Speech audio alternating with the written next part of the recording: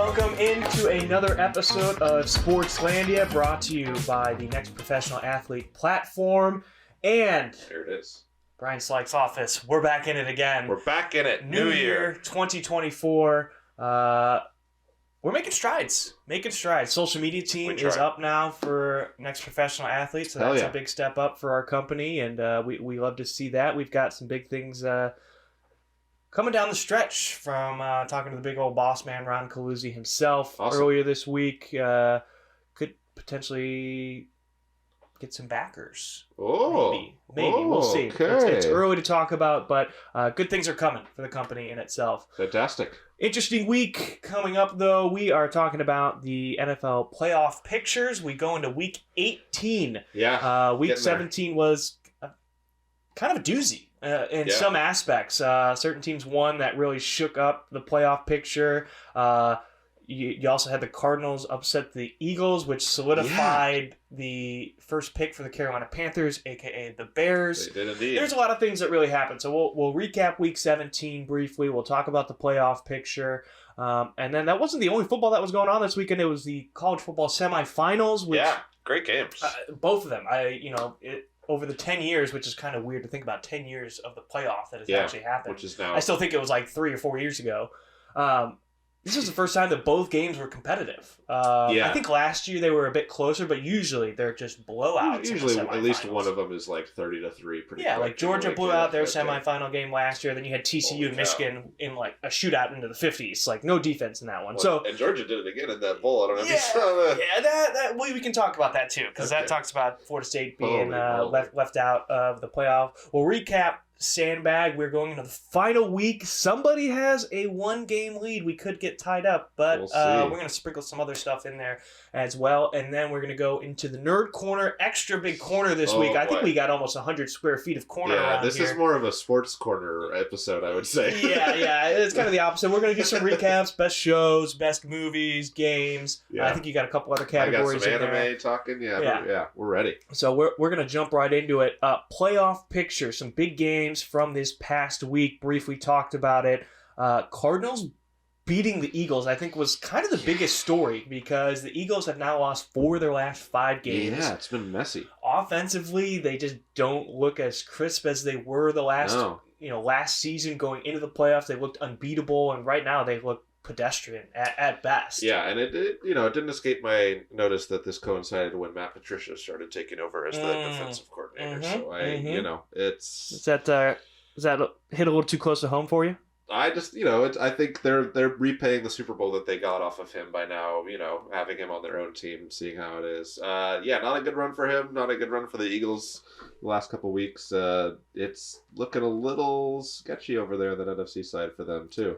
I think for the Cardinals, maybe there were always those rumors that, hey, if we kind of end up near the top couple picks, let's take Caleb Williams. I know they signed the contract. Wouldn't be the first time they've ditched their quarterback. No. It's almost felt like it's just going to happen since this year started, which was weird. It was just like, they're going to move off Kyler and get a new guy. It's like, all right. Kyler hasn't been playing bad since he got back, though. That's the thing, though. It's like he's been playing well, so maybe you don't have to. You can add another weapon for him at the top end of the draft. I think it has probably more to do with that contract. Oh, 100%. It always comes down to the contract. A new regime not wanting to necessarily go all in on a guy who wasn't really theirs to start with, so that I think becomes more. It's different than like your situation with the Bears, where it's like, we can play it out a couple more years. We don't have to. We don't have to give him a contract right now. But as it is, and then if they have the chance to, which this game might have messed up for them, to get one of those top guys, you just take it and then you figure it out for 4 years on a cheap contract.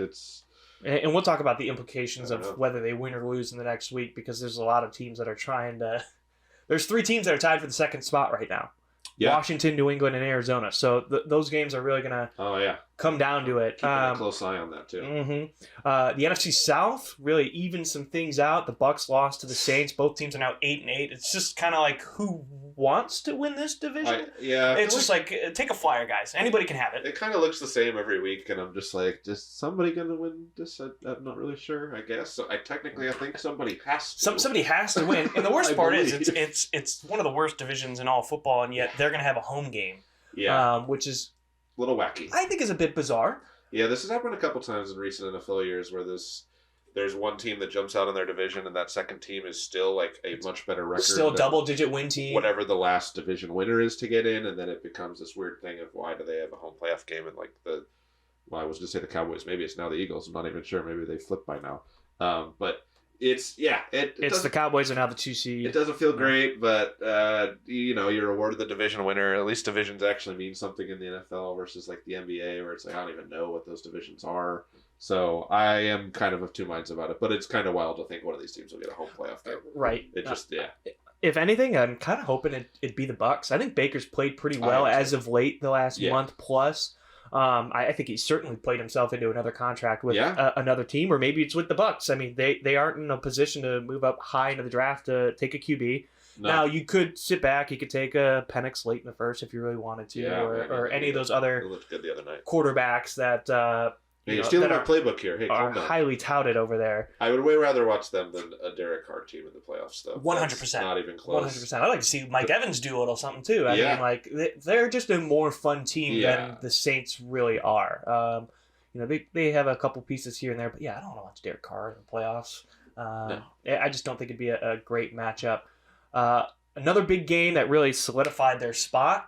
Top of the AFC, the Baltimore Ravens, 56-19, and the drubbing of the Dolphins. The Dolphins again, only one win against a winning team this year. Yeah, the fraud alert high. It's blinking. The light is on. It's blinking for Tua as well. I mean, it hasn't looked good in these situations where he's not put in the perfect play by Mike McDaniels, or he's throwing a Tyreek Hill, or these guys are wide open. This is kind of what I saw when I traded him away in fantasy before he blew up, but he's kind of returning to those, like, kind of, he'll make the perfect throw for, like, 20 times in a row, but then that 23rd one is just like, what the heck was that? Yeah, it's kind of a head scratcher, and you don't really know what's going on. That was kind of him coming out of college, though. I think you could... Yeah. You had a lot of the same tendencies. I think Mike McDaniels has done a good job of reeling it in on him and really helping his quarterback thrive. Definitely, I feel like it's more of a system thing for Tua than anything else. They're literally just the 49ers of the AFC in so many ways. I listened to an interview and they talked with McDaniels, and he was just like, Tua's so hard on himself because of our pre-snaps motions and where everybody needs to be. And like, it's very on point, but he gave credit to Tua, though. He's like, listen, last year you could see him visually just get upset with himself knowing he snapped at the wrong time. And this year he's very much more even-keeled, like, okay, it's not the end of the world, this happened, it's one play, I don't need to let it seep into the next play or anything like that. So I'll give credit to Tua for that. He's certainly played better, he's played smarter this year, I think. He's not taking as many hits. Like, this is the first time you could say he's played in every game. That's the most surprising thing and the most encouraging thing, because I was very much start of the year like I was the guy hoarding Mike White on my roster for most of the season, because I was just like, based on last year, I was like, I don't see how this continues. He seems pretty prone to these kind of injuries, and the head stuff obviously is.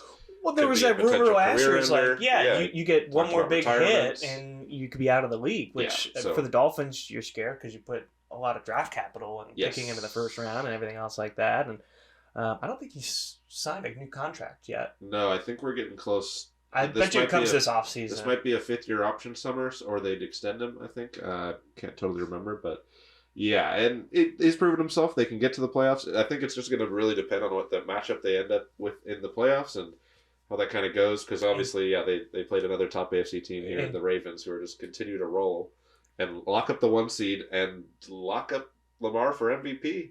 Probably, I would say so. Like, I don't After know. what he's done the last 2 weeks, I mean... He's beat all the best teams in a row. I was going to say the other tough thing for the Dolphins is they lost Bradley Chubb, most likely to an ACL injury. I don't know if that's been confirmed yet, but it was a knee injury that they said on the broadcast. And defensively, I mean, you traded, I think, a 2nd-rounder for him to Denver last year. I mean, he's can be a game changer for you defensively, and for a team that has struggled defensively, losing one of your best players, it's not a recipe for success. They're going to have trouble going into the playoffs. And the worst part is this week is so important for them because they play the Bills, and the winner of this game wins the division. So you could either be, I believe it's the number 2 spot, or they could drop down to number 6. And they can knock the Bills out. And they can knock the Bills out. Which would be huge for almost every other AFC team, I'm sure. They don't want to deal with that. Because the Browns are currently the 5 spot at 11-5, and then the Jags, I mean, they're fighting for the last AFC South spot. We don't need to talk about the Jags. Oh, I'm not going to talk about it. I'm just letting people know what the playoff picture is. It's Jags and Colts playing for the AFC South. I mean, that's what it is. Texans Colts are playing each other this last week. So I think that'll... But I'm just saying, shake some things up. Those two teams, though, like that's going to figure out who's going to be the NFC South winner and who could possibly just be on the outside looking in. Yeah, and Steelers are outside looking in, Texans as well. I'm hoping my guy C.J. Stroud can roll in and beat the Colts and sneak into the playoffs, and we can see some magic. I mean, 46% probability is still pretty high for the final week. I think it's literally they're just playing each other, and whoever wins gets in. So it makes sense. It's basically 50-50. Those teams are pretty close. Yeah. Like, a Gardner Minshew kind of strong defense, Colts against a Texans team. At least they have Nico Collins. It's Titans versus Jags, so you're going to want the Titans to beat Jacksonville. Sure. And then... But, yeah, maybe that'll affect the division. But either way, the Colts that's kind of how you have to... Seed. Yeah, you're right. Unless there's some weird Steelers chicanery. I don't know. There's, all the tiebreakers come into play. It gets kind of wild, but... It's tightening up. It's tightening up. Yeah, it is. It's tight. Whoa, easy there. All those puns. I don't know if we can all handle that. Here we go. Now, I think we have to talk about this game just because of the crazy ending of it. Detroit and Dallas. Please tell me you watched that game on Saturday. I saw all the buffoonery that became at the end. Watched it all the way through to the end. I saw the 2-point conversion. I was like, oh, perfect. This game's over. I thought we were going to go to overtime. I thought they were just going to kick the extra point to go into overtime. Dan Campbell with, I love his balls inside of the wheelbarrow right there. The meme from South Park.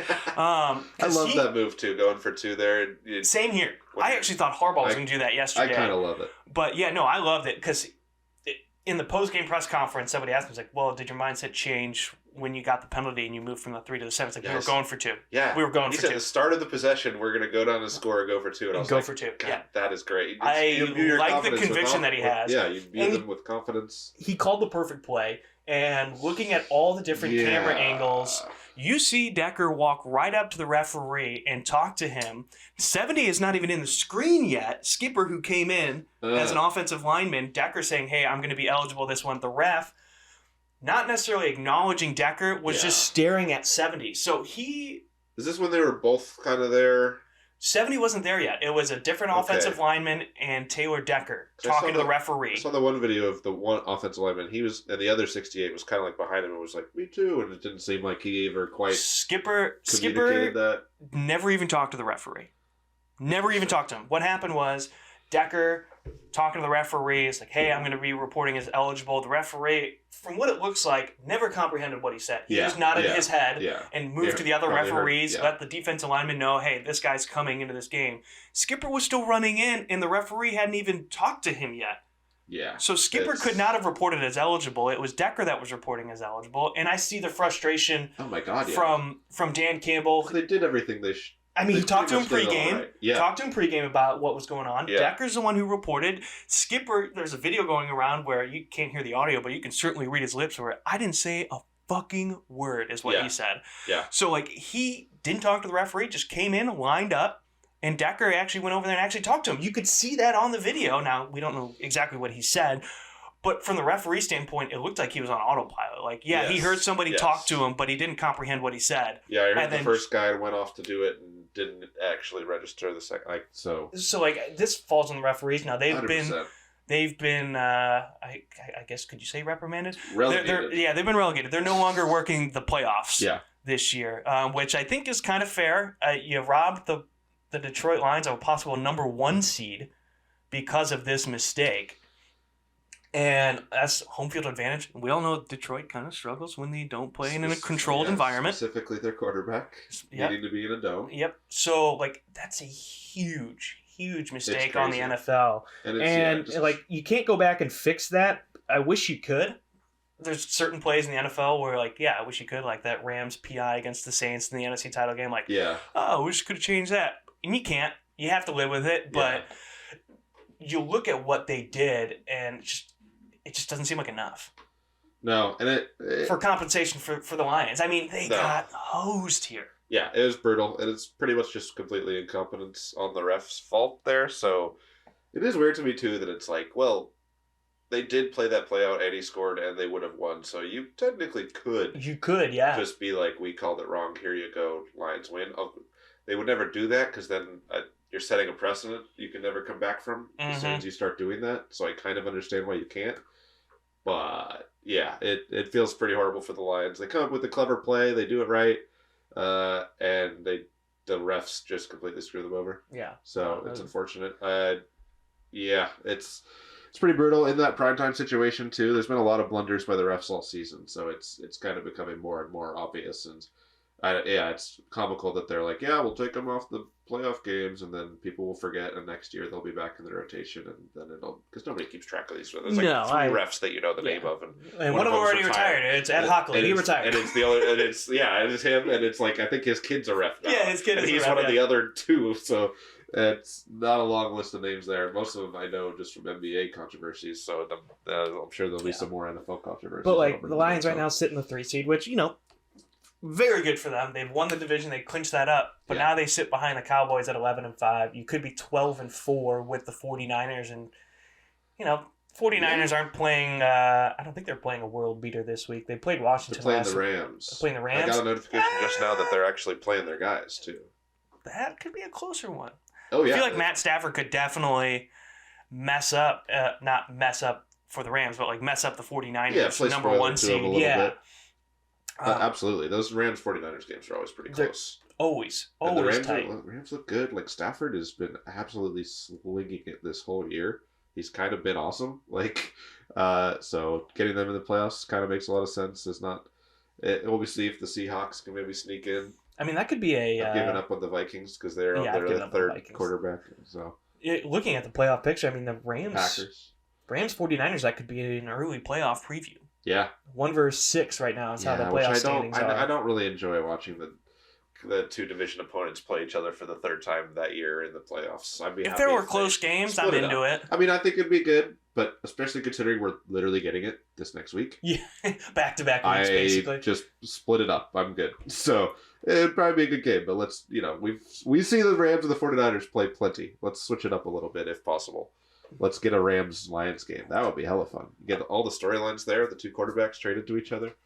That would be interesting. Yeah. The final game I want to talk about this week, we don't need to talk about Bears. We don't need to talk about Patriots. No. The resurgence of Joe Flacco. Oh, my God. Still slinging it. It's incredible. I don't know how... he didn't do this he had opportunities the last couple of years and was just not that good. So is it the system? Is it the players he's playing with? I think he's just rejuvenated by being away from... Is it David Njoku? Bad... Yeah. People. I mean, what was the last run? It was on the Jets or something? He was on the Jets last year. They're pretty consistently terrible no matter who their quarterback is. Well, their offensive line wasn't great. You had Garrett Wilson, and that was about it. Yeah. So, there wasn't a lot of positives for that offense to really help Flacco out. Pieces with Cleveland, even with Chubb out, they're still kind of able to run with Hunt and Ford, and they've obviously got Amari Cooper, who destroyed a lot of people's fantasy hopes. Yeah, that was a weird couple of weeks for him. Just got people into the championship, and then it's like... Yeah, I'm not playing this week. I think he was dealing with a hamstring. It literally kind of swung our championship in our league. 100%. Our Marco did not have another receiver and ended up starting Bilal Powell instead, and he lost by 5 points. Yeah, so that was a huge swing. Huge, and David Njoku, Joe Flacco obviously swung all the rest of the championships this year. So they're kind of rolling, and obviously the defense is already can kind of win some games on its own. So you don't even need a ton if you're.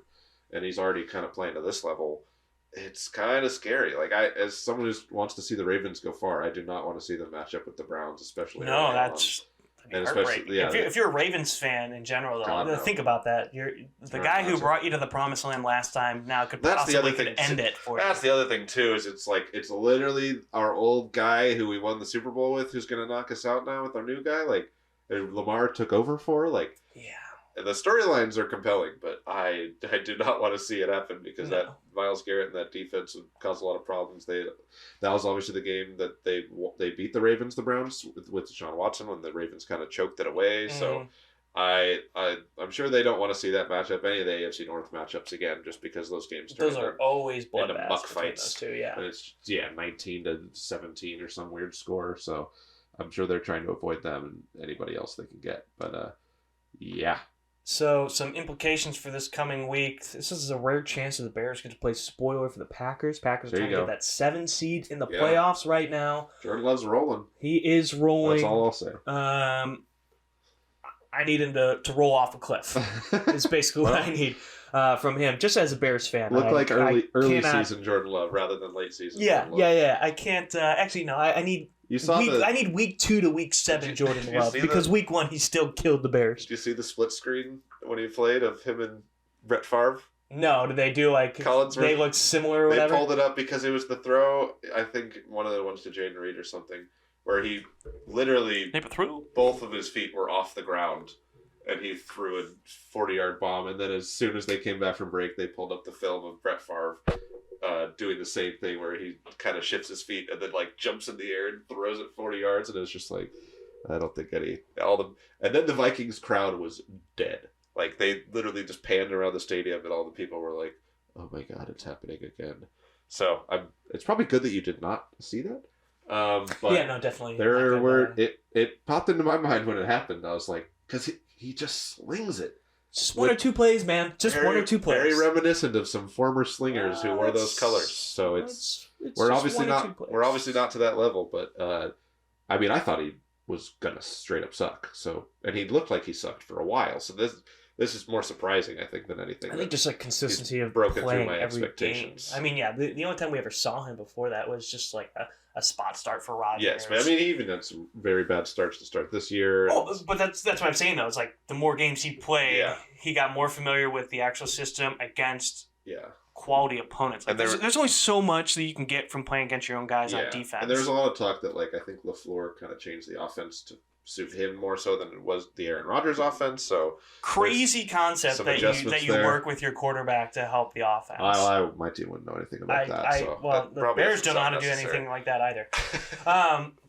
So let's take a quick look at Tankathon. So unfortunately for you, the important stuff. But fortunate for me, the number 1 pick has been locked up by Carolina, which means it goes to the Bears at 2-14. All-time terrible trade. All-time great trade for the Bears. It's on both of the lists. It's on both lists. Is that on your top trades of 2023? It's on my bottom trades. And it's on my bottom trades of the next year. And maybe the next year. Yeah, we'll see. There is a lot could happen here between 2 and 7. Yeah, 3 teams tied at 4 with Washington, New England, Arizona. And then you got 3 teams tied at 5 with the Giants, Chargers, and Tennessee. The tiebreaker for this is strength of schedule, which is weird. It's not because... You want the stronger strength of schedule? Because if that's the case, Arizona's got the strongest strength of schedule right now. I think. They have a strength of schedule of 0.562. I think it's... Okay. But New England's is 0.518. It's just weird to me because the Pats and Washington literally played and Washington won. But that has no effect on this, which is kind of wild. That's all I wanted to say. So wouldn't Washington go back behind New England then? Wouldn't that? I mean, if they beat us, I would think that means they're behind us in the draft order. I mean, technically they are 0.03 less strength of schedule, so they would fall behind. Well, I'm hoping for that as well. Yeah. I'm also, I mean, I don't know though, because we play the Jets, unfortunately, which is a very winnable game. We've won 13 in a row versus the Jets. Ooh. So, or maybe it's 14, I forget. But no, that doesn't make sense. It would have to be an uneven number, I think, because this is the second. You play the Jets. Arizona plays Seattle. I think Washington plays a good team. Washington plays Dallas. So Washington will most likely lose. Arizona can be frisky. I'm a little worried. Arizona's like better than their record suggests because they didn't have Kyler the first half. Like I said this for a while. I thought they'd be winning games, not necessarily against the Eagles. But I don't think anybody certainly did. That win against the Eagles. What's wild is the Chargers could end up very, very high in these rankings too. Yeah, they're 5-11 right now. Yeah. Which I think anybody who would have saw that team at the beginning of the year, I think they were all very high on Quentin Johnson, who has not panned out in any way. Yeah, I don't know. A lot of the draft stuff I read was like not as into him, but they were into him. Because they love drafting Mike Williams every year. Yeah, even though it never pans out. And then it never pans. And Mike Williams gets hurt, and it's like, well, we have our Mike Williams replacement, right? Josh Palmer, right? Quentin Johnson. Oh, You got Keenan Allen. Come on back, Jalen Guyton. Yeah, yeah, they need any help. Real quick, they pull him back in there. You think about how explosive Justin Herbert can be. I'm not saying he's always. Yeah, they didn't have to let him throw very much. I mean, they were on a lame duck coach this whole year, so yeah, I think they all kind of knew that it was. They got done. I mean, I don't know why they didn't fire him after the playoffs. So, and I think at least they got that done. He got a new contract last year, didn't he? It might have been the year before. Well, either way, he's under contract though. So like, you're talking Herbert. Herbert, yeah. Yeah. So he's going to be under contract for the new head coach that comes in. It's not a bad spot to be in. Like he's better than average quarterback to lead the way for you. It's a good job to look at, like as far as coaching jobs. Like this is one floated that Bill Belichick might go to. Like I also heard Jim Harbaugh might go to. Yeah, Harbaugh's been floated with them and with the Raiders a little bit. I just want Harbaugh back in the league. I want him back in the league. I wanted him back with the Bears, but now the Bears are just like, I think we're going to keep Eberflus. I think they are, right? I don't know if that's a good idea. I hate it. Yeah. I hate it. It's one of those like, well, they're playing well, and it's like, well, so keep the quarterback. Keep the. Okay. They need to keep the quarterback. Yeah, it seems like it's going that direction, and they're going to maybe get fans certainly let everybody know this number one pick, and maybe we'll have another. That's fine. Give me a number one pick next year too. That's fine. Keep on deferring. You'll keep getting another. I mean, listen, if Washington wants to give us a haul just to move up one spot to guarantee that they're not going to miss out on Caleb Williams, I'm all for it. Yeah, he's a new owner too. There's a couple of these new owners who might be into it. Yeah, maybe Carolina trade up, try to get that pick from you guys. Oh my God! Just trying to get back into it. Yeah, that's when you're doubling down on a lost cause at that point. It's like we're gonna get the first round pick for the next 2 years plus your 2 seconds.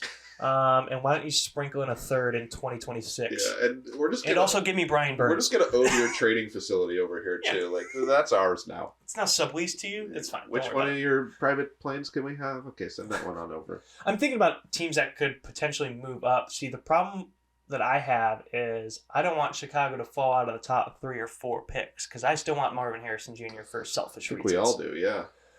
So like, if New England moves up, which they don't usually move up. They usually move back. Oh, you're talking like actually draft trades. Draft not trades, just yes. This week. Okay. Yeah, draft trades. I'd be shocked if we did. But it might be a new regime there, too. Could be. I find it hard that Arizona would move up. Well, I don't know. Unless they are like, we're going to take Marvin Harrison Jr. Really? Well, I would almost think they're a prime candidate to move up for one of those quarterbacks because it's a very easy, either here's a pick or fuck it, here's Kyler. Like, let's go. Yeah, but if this is all hypothetical. Yeah. But what if the Bears are like, well, we're good with Justin Fields. Why would we want Kyler? True. I mean, maybe. And that's the same thing with like I've heard the LA Chargers are like, what if we traded you Justin Herbert for the number 1 pick? And I was like, well, even if it's for that second guy, like even if someone else were to trade it and they were to trade up to Washington's spot, I don't know why Washington would trade out of a new quarterback just to they need one. Yeah. Get Kyler Murray. That doesn't really make sense. But I mean, if Arizona wants a new quarterback and they're not in the top 2, I could see them trying to get there. Because I'm just trying to think, like, Tennessee, do they really draft a third quarterback in 3 years? Jets need a quarterback. I can't really comment on what their plan is on offense because they don't seem to have one. They don't have one, yeah. Other than letting their good players go. The Giants gave Daniel Jones that big-ass contract. Yeah, so it's like they're not going to move him. Atlanta, but Atlanta's number 9. Like, I don't want to move back that far. No. So there's a lot going on. Yeah, the sweet spot you want like a 4-5 or something. Somewhere in there, 3, 4, 5, somewhere. Yeah. In there. That would be the ideal scenario. All right. We'll see, and this leads well into the games that we saw. A couple of high-level draft prospects that I was eyeballing that I know I'll never be able to touch in our fantasy league. But the the college football semifinals took place. Alabama versus Michigan. I think. This is the Pop-Tart Bowl or the Cheez-It Bowl? We actually do have to talk about that. I could not stop sending you Pop-Tart memes. Strong meme output by that bowl. Yeah, 100%. Just happy I derailed that. Dreams do come true as it goes down the toaster. So anyways, Michigan, Alabama. I think Michigan actually won. Michigan actually won. I 1,000% was like Alabama was going to win again. I think everybody thought Alabama was going to win. Even Michigan, after they got the reveal of who they were playing, you could tell they were down once they figured that one out. Yeah, they have some duds lately in some of these important games. So Or like the defense didn't show up last year against TCU. Yeah, but they pulled it off. That was an incredible run to finish the game. Oh my goodness! With that jump cut he made, and he was just basically completely screwed. And he jump cuts outside to actually break it, and then stays on his feet and spins again, and that was pretty incredible stuff. Yeah, no, I liked Blake Corum a lot. I think he can do some special things at the next level. I know he had an ACL tear last year, so I'm sure some teams will be like, probably not super high we'll draft you, but we are still very interested. He's tough as a running back, yeah. Yeah, especially when you can find him anywhere in the draft. I mean, like Pacheco was a 7th-round draft pick. The guy who's playing running back right now for the Bengals is an undrafted free agent. So you can't literally find them anywhere. Out of nowhere. Yeah, exactly. So, but Michigan, though, great comeback for them. I mean, they were up 13-10. You're like, all right, this is good going into halftime. Alabama came out, scored a touchdown. They were up 17-13. Then they got a field goal with, I think, like 4.5 minutes left. This game I was locked in on. This was, of the 2 semifinal games, this is the one that I really wanted to watch because I was like, am I going to be invested for the championship game? Because if it's Alabama again, I've seen it 1,000 times. Yeah. Like, don't get me wrong, I'll still tune in because I love watching the national championship. Half the time they just blow that other team out. Exactly. So I'm glad it's not them. Yeah. So Michigan making a huge 4th down stop after taking the lead, or not taking the lead, excuse me. They tied it up at the end of regulation. I thought Jim Harbaugh was going to say, screw it, we're going to win it. I thought he was going to go for 2 because there was... Oh, right there. There was a little under a minute left, and then I thought, well, maybe that a field goal in the final seconds would really, really hurt. Yeah. But that could hurt either way. You just go for the extra point to tie it. You never know. I just thought Harbaugh was going to go for it because he just seems like that guy where he's like, I believe in my team. We're going to go for 2. We're going to get it. Yeah. And with it being in the final minute, that's where my mind thought went. But doesn't matter. Kick the extra point. They go to overtime. They score a touchdown. Okay, cool. You're sitting pretty in the lead. Then Alabama scores a touchdown. Okay. You can see that happening. It's believable. It's believable. Second time, that's defensively, that's when you really have to snap into it. Because that sets the tone for your offense. It's like, do we need 3? Do we need 7?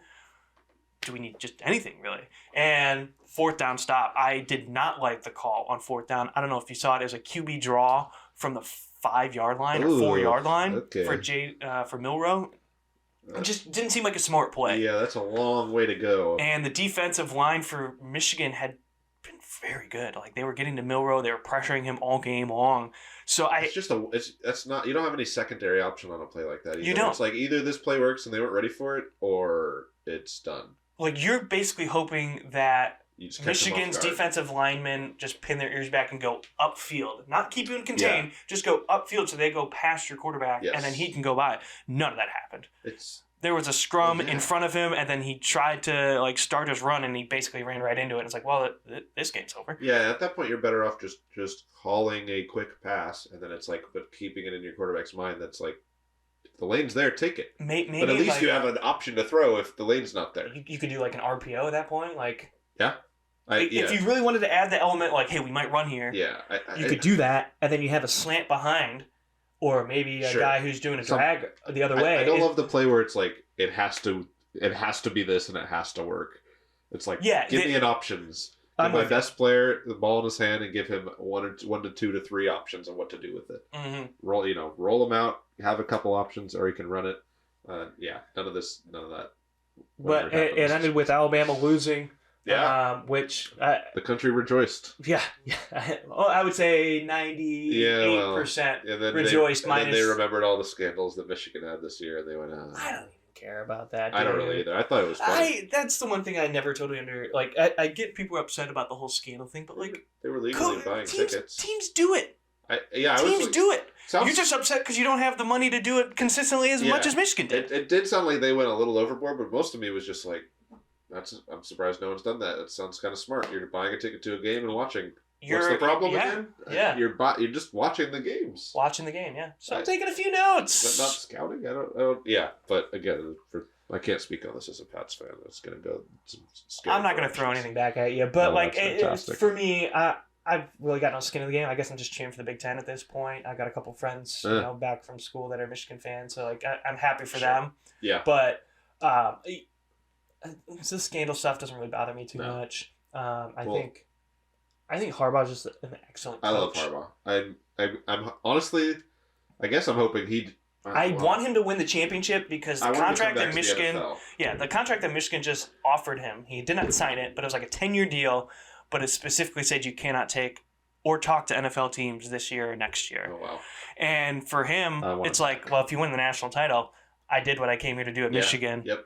I'm just going to leave. I'm going to get it. I mean, he still makes pretty penny at Michigan, it but would be great. It's hard to turn. I always thought it'd be hard to get him back just because the power that a college football coach is so unchecked and ridiculous. Why would you want to go work for? And the constantly ever-changing landscape of college conferences changing, the portal, But it's just, I don't know, especially if in a place like Michigan where it's just like, all right, I'm going to walk in this summer and get all my 4- and 5-star recruits and I'm going to beat the shit out of Bowling Green because I have a better roster. So it's a lot easier to kind of be in that situation than it is to like go to the Chargers and actually have parity in a league and try to win there. But I'd love to have him back. I was going to say I want to see him win it, but I can't quite go that far because I'm rooting for Washington. I want them to win it all, especially with family who went to UW in the past and the whole Northwest Pac-12 end of the Pac-12 winning it all. But that was the game I kind of had my eye on a little more. And man, Penix was incredible. Dude, he was dropping dimes. He was incredible in this game, and I continue to wonder why, or maybe this will help him climb some draft boards because he looks amazing, and he's the only one of these guys still playing. He throws a very pretty deep ball. Yeah, and he was throwing some lasers into some tight windows on a couple of those throws. One of his touchdowns was a dart. Yeah, that was between two defenders. One guy was about to knock it down, and no, I thought Washington played great. The final quarter gave me a little skepticism. Defensively, but for the most part, I was watching while I was kind of working at places, and it was literally just like touchdown, like first half, completely back and forth. Yeah, one team would tie it, the other team would go ahead.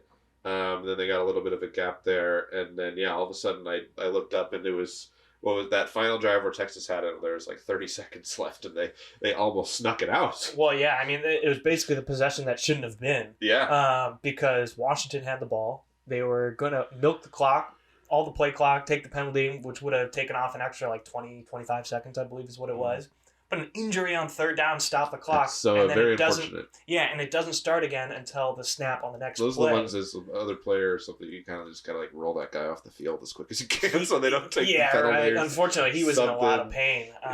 You could see it on his face. Looked like he might have re-aggravated his foot. Yeah. Like nothing looked crazy on the replay that he like hurt himself, but he was already dealing with a foot injury going in. That can sometimes be worse. But the random injury timing at the worst time gave Texas one last hope. Stop the clock with I think like 38 or 40 seconds left. And Texas with a couple of big plays. Quinn Ewers, nice big run that got him into scoring position. And then they got down. They were inside the red zone for 3 plays with 15 seconds left. Yeah. And you're thinking, shit, like, is Texas about to pull this off? Yeah. And 1 second left after Ewers throws it away on a weird... They had one play. They tried to dump it off into the flat. That made no sense. Because you wouldn't have picked up any yards. The clock was stopped. I was like, okay, you get what? You get 3, maybe 4 chances at the end zone. Here. And they throw a wheel route to the line of scrimmage. And I was just like, didn't make any sense. What the hell was that? Take a shot at the end zone. Again, unless that guy is completely left out of the read and he's wide open, that is not. And it was like, it's happened so quick. It was like, my only thought is they thought they could steal like 3 or 4 yards in a couple of seconds and get out of bounds. But I don't agree with that. I'm just saying, like, that's the only reason. Mentality. Yeah, I don't know why else you would do that. You're at the 20, throw it to the end zone. You don't need an extra 5 yards. How weak is your quarterback's arm? Like, what are we talking about here? Or like, I don't know, have a 10-yard out or like. That was a weird play that basically gave them one less chance. You burned 4 seconds. Didn't get that at all. Yeah, that didn't make any sense. I think that's kind of what hurt Texas more than anything. Their last throw wasn't bad. It was a terrific play by the Washington defender. Yeah. Initially, I thought he might have gotten there hair early, and made contact with his arms. But looking at the replay, he never made contact with his arms. He swiped it in front of his arms. So great defensive play by that DB. But Texas, offensively, those final couple of plays, 2 of them. I see what they were trying to throw it to their big receiver, number 5. I can't remember his last name, but he played at Georgia the last couple of years. Okay. Mitchell. There we go. That's his last name. They were trying to throw him a fade where he had already scored on a fade earlier in the game, but just didn't have a good throw. And then that last play, you're just kind of hoping for anything, and you throw it to your best guy, and just didn't work out. Yeah. But they really burned themselves on that one play. Didn't understand it. But as it happened, I was like, oh, that was one of your chances. Yeah. And you kind of threw it away. And would have that been the one? I don't know. We'll never know. They threw it away. Yeah, they threw it away. That was not an ideal thought process on that one. But yeah, Washington, Michigan, last of the Pac-12, last of the Harbaugh. It's interesting. Yeah, I think this is going to be a great game. Yeah.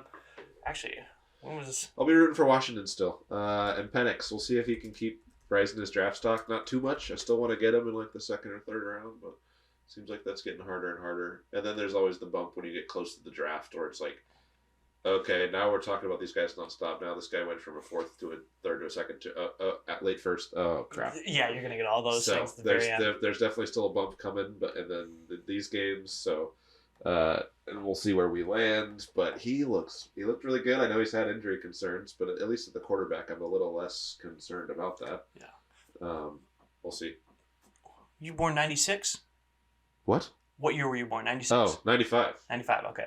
Well, neither of us were around for the last time Washington won a national title in 91. No. Michigan tied for a national title. They won one in 91. I didn't even know that. Yeah. Michigan split a national title in the late 90s. So it was so weird back then, dude. This was like before the BCS. Yeah, it was just like, I guess this is the championship. Yeah. It's called the Peach Bowl. I don't know. It didn't make a whole bunch of sense. But either way, both teams are going for a national title for the first time in 20 plus years. I think it's great. Huge. I think it'll be exciting. High scoring is what I'm thinking. I think Washington's going to put Michigan. Certainly seems like it. They're gonna put their foot on the pedal onto the floor. Yeah. And offensively, they're just going to go all goes. And that's been my question as a layman who hasn't followed super closely with Michigan in the past. It just felt like they've struggled to keep up with offensive teams in these games, and they set the tone. They put up some stinkers on offense, and they can't catch up. So is that still the case? I don't know. Can they keep up with the Washington? No, this year their offense can be pretty explosive. Okay. I think they can, but their main thing is they dictate tempo. Okay. McCarthy can throw the ball. He can make certain throws, but then you've got Blake Corum to run the ball and change it up. So you got your shifty back who can pick up 5-10 yards, just randomly out of nowhere and slow things down offensively when you need to give your defense a breather. Gotcha. Washington's going to be going up and down the field. Michigan I think is well adept to play this game. It's just how well can they contain number one for Washington. I'm not even going to attempt to it because I'm going to butcher his name. I think like Duzier or something like that. But you did try. I did try. But I think Michigan's pretty well set up for this one. I'm not saying Michigan's going to win, but defensively they're pretty strong. Uh-huh. I think it showed against Ohio State. I think it showed against some of the other teams in the Big Ten that can put up some points. Yeah. So slightly more of a gauntlet, I will say, than kind of. Although the Pac-12 was pretty good this year, but there are some teams that fell off in the end. But I think Michigan is set up nicely for a possible national title. But again, that's not my prediction. I'm not saying Michigan's going to win, but you would never say such a thing. No, never from a Midwest guy, never from a Big Ten fan. Nothing like that. But it's going to be a great game. I think it's going to be a lot of fun, a lot of entertaining. Live up to those last two games. Keep that up. Keep that same energy. Let's end it on a fun one. Hopefully, Pac-12 can go out with a bang. Right. All right. Last thing I want to talk about football wise before we move on. Football. You briefly talked about it. I feel like we have to talk about it. Oh. The life and death of the Pop-Tarts. Of the Pop-Tart. Yeah. Good meme, good marketing. Oh my goodness. I heard that they had made $12 million in just marketing alone. Did not see a single clip of the game, but oh my god, did I see all the Pop-Tart memes. Yeah. Great stuff, great memes. I'm hoping they get added to NCAA. I had heard that game it had the mascots. That'd be great. That was an ask on Twitter for sure. Yeah. People were asking for that one. I saw a rumor. It was like, well, they left the eye. Does that mean he can rejuvenate and become a full Pop-Tart again for next year? Things like that. He was easily the most entertaining mascot too. It was hilarious that they love to be eaten. That's their dream. They made that into the whole thing. That's pretty good. The guy who runs, I think it's Sickos Committee on Twitter. Mm-hmm. He was field level for the game, and he saw the Pop-Tart, and he's like, "Is it rude to eat the Pop-Tart in front of the the Pop-Tart, and the guy who was the Pop-Tart owner goes, no, he loves it. Roger Sherman? Yeah. He's like, no, he loves it. And so he ripped open the Pop-Tart package and just started force-feeding him the Pop-Tart. That's crazy. It was like easily one of the most entertaining aspects of bowl season, without a doubt. You even have like other mascots, bowl mascots, I should say, kind of making jokes about it. Like the Cheez-It Bowl, they held up a sign like, I'm not edible. Yeah, they were very much piggybacking on the back of them. Well, I mean, yeah, it was the talk of the town for 48 hours. Yeah, I mean, they put up that little sign. It was like, okay. I mean, he was dancing around in the end zone. He was slapping the backside of refs. I mean, the Pop-Tart was wild. There was a clip of the Pop-Tart standing next to that one ref just trying to, like, mess with him. And the ref was trying not to break a smile. Yeah, kind of losing it on the side. Like, yeah, more of that, please. That was great. That's, like, the actually good side of all of these, like, nameless, sponsored, get the money bowls that nobody cares about with players that have already left in the portal of these 66 teams. It's like, at least that's fun. But yeah, for the most part, it was a lot of those were pretty skippable. So you didn't even need to watch the game really. It was just I wanted to see the Pop-Tart. I couldn't tell you who the teams were who played in that game because I never saw a clip of the players or the game. I just saw the Pop-Tarts. NC State was in it and they lost. I forgot who they played. I don't know who they I should have known even just from that video of all the players eating them at the end, but I do not. I don't want to know either. I like that it's a mystery, so please don't. I won't tell you. Ruin it? I won't ruin it for you. It'll come back to you in like 2 hours. You'll be like, oh yeah, that was the other team in it. The sanctity of the Pop-Tart Bowl if you tell me who is involved. Best part of the bowl season so far, minus the semifinal games, I think is I think you had it right the first time. No, it's just the Pop-Tart Bowl. I think it is straight up just the best. It's just the best of the bowl season so far. It's hard to say no. Just so entertaining. Just I don't know. Just the eyes, the everything. Just the big old eyes, the one eye at the very end where it's just like after everybody already ate him, like it was full on entertaining. Exactly what you'd want out of a bowl. It's way up there. Let's bring it in. Final football thing that we have going on. Sandbag. Oh yeah, okay, yes. Fantasy Sandbag going on. Last week was week 17. One final week left to go. There was a substitution on my part. Clyde Edwards-Helaire was injured. Now, that was the later game, a later slate of games. So when he wasn't in the lineup, couldn't really pick another game. There was Sunday Night Football, and there was no Monday Night Football, so I thought it was only fair to just pick up the starter for the Chiefs at that point. I figured that was the most fair. Instead of... Sure. Because all the games had been done, I wasn't going to go pick a team that got blown out and be like, all right, whoever the starting running back is for that one. So I picked up Pacheco. Okay. That fucked me pretty good. But I had Simeon, Pacheco, Hubbard. I picked up Treylon Burks because Alan Lazard, he was benched last week. Fair. Well, he put up 27% snaps, and I thought that was unfair to keep him on my roster. This week he was benched, so I would have needed to find one anyway. So I picked up Treylon Burks. My total score was 76.8 after Pacheco's 26.8 point performance. Wow. Yes. You had 69.64. It's actually a lot closer than I thought it was going to be. Oh my gosh. Najee Harris put up 23.9, so that was a big one. Zappy actually had 11.6 points despite having 3 interceptions in the game. Yeah, he ran for a touchdown right after that, and I was like, gosh dang it, that just made up for it. Alec Pierce caught his one and only pass for 58 yards and a touchdown, so he put up 11.3 for you. Okay. Rylan only had those 2 extra points. Titans D was under 8. Smythe actually had a decent game, 6.9. And then Lockett, the guy you figured probably would put up a lot of points for Seattle, only put up 1.5. So I think that actually saved you a little bit. I love it. So, yeah, you won this week. You're officially ahead in the standings. Ray leads 9-8 overall as we head into week 18. I didn't see any scratches or injuries from anybody when I was looking at the scores. We'll have to. Our guys are too bad to be scratched in playoff teams. None of those. I mean, maybe. I wouldn't expect. Yeah, well, I don't. Pacheco's the only one that's playoff eligible for me. And Jake Elliott. I mean, looking at you, Najee Harris is still technically playoff eligible, and everybody else is out except for Smythe. Smythe is with the Dolphins. We love a Smythe. That's fantasy sandbag recap, though. We are actually thinking about doing a playoff sandbag though. Yeah. Just keep it rolling. Yeah, just obviously you got to pick the players from the teams that are in the playoffs. So I think that'll make it a bit more fun. It'll have to change constantly every week because teams are going to be losing and winning. So you're going to lose half your lineup probably each week. Yeah. A lot more changes with that one, I would imagine. Yeah. But let's for the sake of time, that ends football for us. We will talk about basketball. I promise we will have a basketball analyst on in the future. Ray and I are still trying to work on some technical stuff to make sure that they can both hear us and we can see them. So, yes, that is around the corner. Stick with us. My only thought is the Bulls are better without Zach LaVine. That's it. That's all I've heard. That's the NBA talk. I believe that. Yeah, that's the NBA talk for now.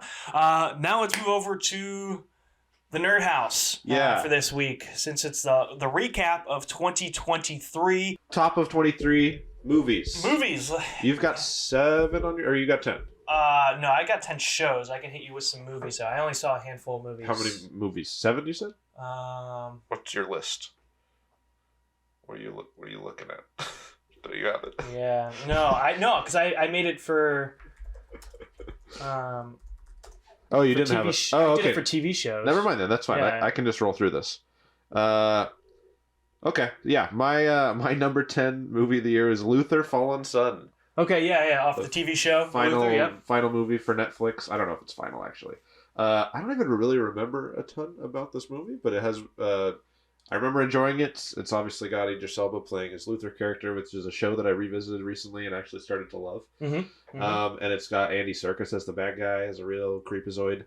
And I remember enjoying it quite a bit. But yeah, my movie list is probably the weakest of all my lists because it's like I feel pretty good about my top 5, and then the 6 through 10 is like, and also I saw these movies. I'm gonna fill in with some of my movies. They're in no particular order. Okay, this is one I most recently watched. I very much enjoyed it. Okay.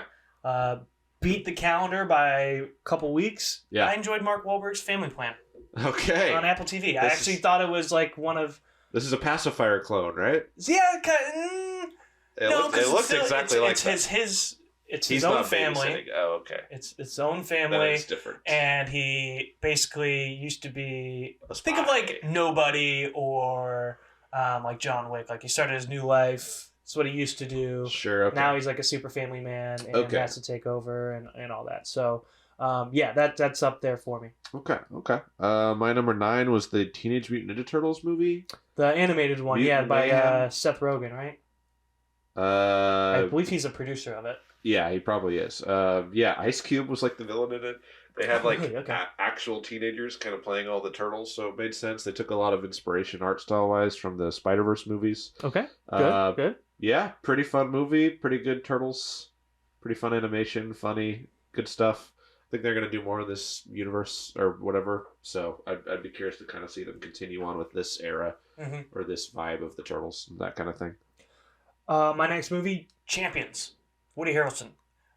He's a former NBA coach who gets in trouble with the law, and then he's forced to do community service and help lead a team of special needs kids to the... Not quite The Ringer. Not quite The Ringer. The Ringer, they're trying to fix the Special Olympics, which I don't think is a movie you could ever make anymore. But it was a solid movie. Very funny movie. But Champions. Yeah, that would be number 2. They're trying to win the national championship of the Special Olympics, basically. Oh, okay.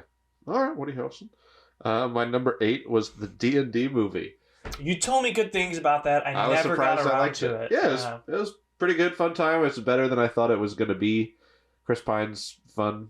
There's some wacky, crazy action sequences actually with some of the stuff. There was a big cube of goo or something that was pretty cool.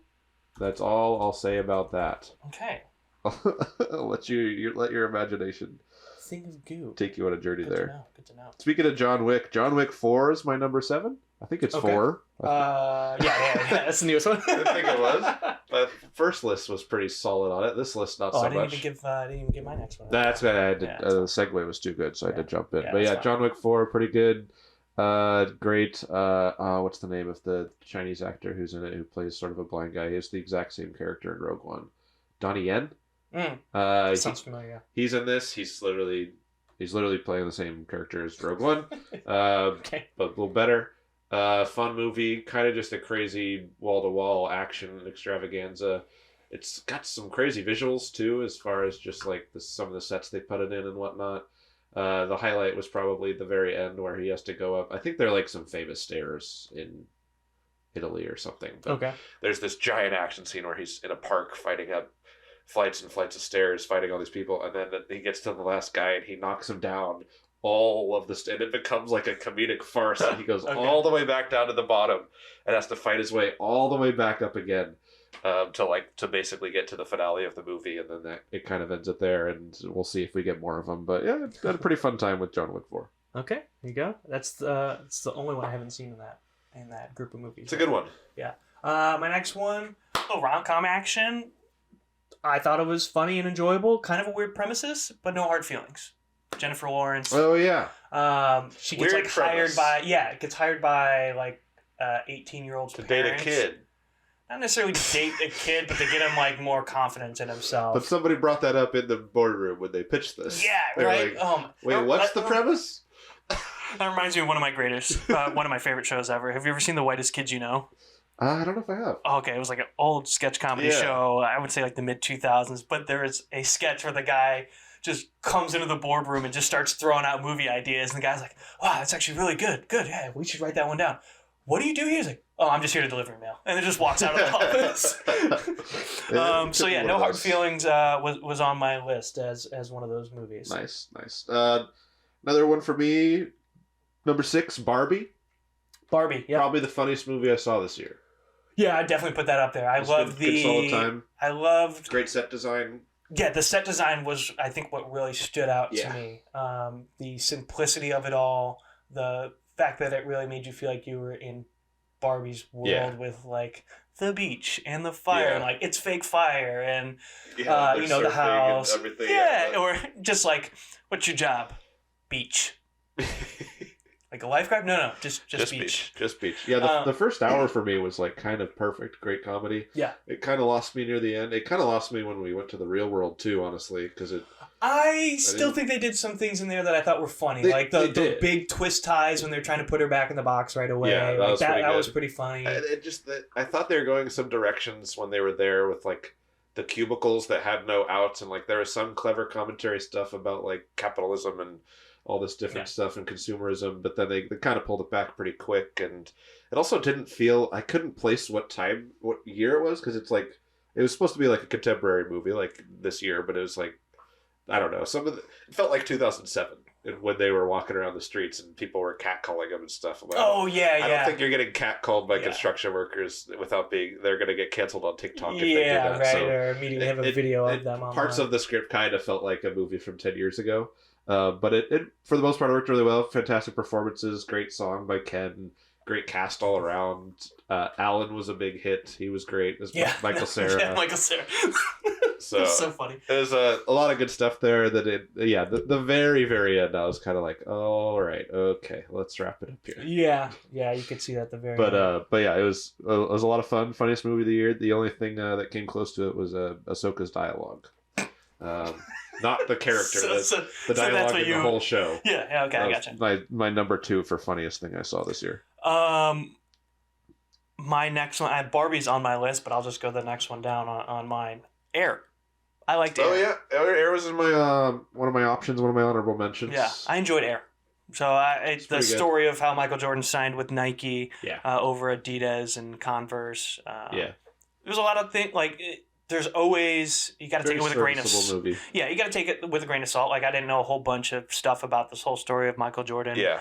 Signing with Nike. Yeah, right. I don't know who that is. That was the one thing in the movie where they constantly were like, Michael Jordan. And it's, as an audience member, you're like, wow. But them, they're like, because he's not Michael Jordan yet. He's kind of doing it as if he knows who he's going to be. And there's a slight bit of a disconnect there. But it was really fun. Great cast. Yeah, so Air makes my list somewhere in the top 10. Nice. My number 5 is Mission Impossible: Dead Reckoning Part 1. Part 1. Okay, yeah. Part 1. Yeah, I didn't put Part 2 on here yet because it has not come out. But fun movie. I pretty much enjoyed like almost all of it. I've come back around on Tom Cruise since it's When been did a you wild fall ride. off? The Mummy? I felt like I was introduced with him with that War of the Worlds movie when I was a kid. Oh, yeah. It. Well, that was movie. a remake too, so that was like... I hated that movie. Yeah. And then I saw him on some other pretty bad movies, so I was like, this guy sucks. And then I went back and watched all his old auteur stuff with Top Gun and Cocktail. Yeah, and all the movies he did with like actually great actors, like the Stanley Kubricks and all these different stuff. So, directors, I mean. So that was pretty cool to see. And then I've come back around on these Mission Impossible movies. Even this Fallout is like one of my favorite action movies of all time. Wow. With Henry Cavill. So this one I was pretty psyched for. I love the MacGuffin in this. It's actually a good MacGuffin where it's the two keys that are like can only identify each other. Even just the design of the two keys. I love the way they kind of come together and form a thing to get into whatever the thing is that they're all trying to chase. But this movie just has great set pieces. The set piece at the airport where he meets Haley Atwell is super great. Very fun. Her entire energy is awesome in this movie. But it basically goes right from that airplane or that airport sequence to the sequence. I think it's in Venice or Rome. I think it's probably Rome, where they're escaping from a police place, and he gets handcuffed to Haley Atwell, and they're in a car, but they're on the wrong sides with the handcuffs, so they have to keep switching seats.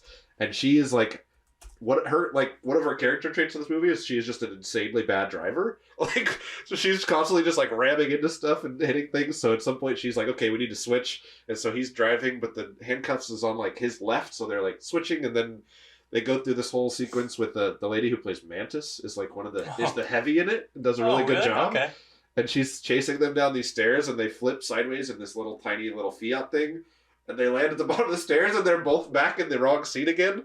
And she's in the driver's seat, and she's like, what? No. And then she has to drive because they're following her. Yeah. That was actually like also maybe my funniest scene of the year, that entire scene. So that was great. And they just continue on. There's a pretty good one later on. The only problem I really had was they have this thing in these movies where if there is a new brunette, they have to get rid of the old brunette girl. Oh, yeah, because you can't have more than one. So Rebecca Ferguson was doing a show in Apple, so I think she basically just kind of got sent out of the movie pretty quick and died in a kind of dumb way, I will say. So that was kind of my one annoying bit of the movie. And then obviously it ends as well pretty good with the giant stunt that they set up with him jumping off the motorcycle, which was like is that the end? The third most impressive action scene in the movie, because he does that to get onto a train, and then there's basically like an Uncharted 2 train sequence at the end of that where they're climbing up, and it's a lot of fun. Vanessa Kirby's back in it. Any movie with Vanessa Kirby that isn't